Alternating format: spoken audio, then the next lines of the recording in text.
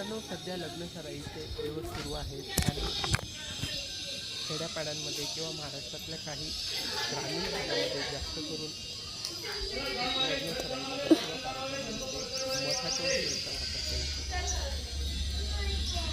ही भाजी सर्रास खाल्ली जाते.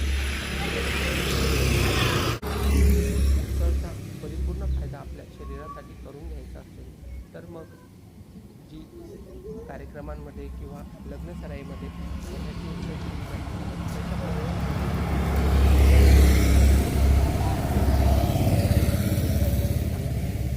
ते पूर्णपणे ॲसिडिक होऊन जातं आणि ते खाल्ल्यानंतर ते जिभेला तर चविष्ट लागतं, परंतु त्याच्यामुळे अपचन होणे, पोटाच्या समस्या होणे, जळजळ होणे अशा बऱ्याच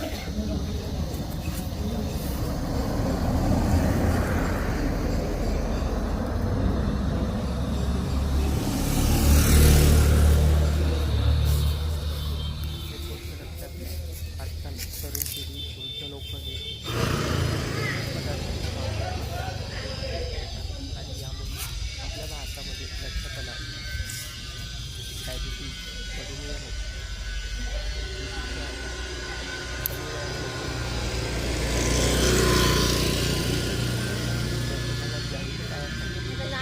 तुमच्या वयाच्या 80पर्यंत 70पर्यंत ठणठणीत राहायचं असेल तर मग तुम्हाला तुमच्या आहारामध्ये चांगल्या गोष्टींचं सेवन करणे गरजेचं आहे. तुम्ही ज्या तेलकट आणि तळलेल्या वस्तू खाता, गोड पदार्थ खाता, विनाकारण ते बंद करा आणि नाश्त्यामध्ये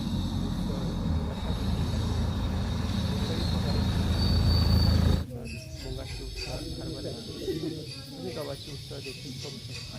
तर अशा उसळी तुम्ही आपल्या आहारामध्ये, नाश्त्यामध्ये सामील करा. उद्या घरी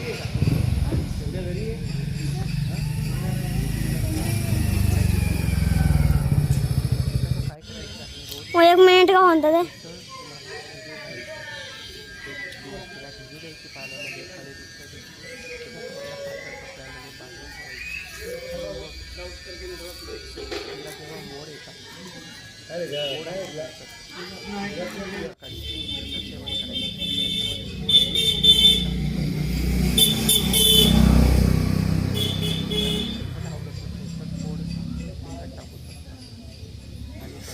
त्याला तुम्हाला तेलामध्ये परतायचं नाही. काही लोक काय करतात, कढईमध्ये टाकतात आणि भरपूर वेळ तिला तेलामध्ये परतून टाकतात आणि मग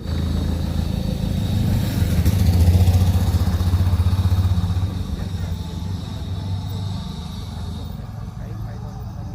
फक्त चवीला चांगलं लागतं, आरोग्याला चांगलं नसतं. त्यामुळे रोज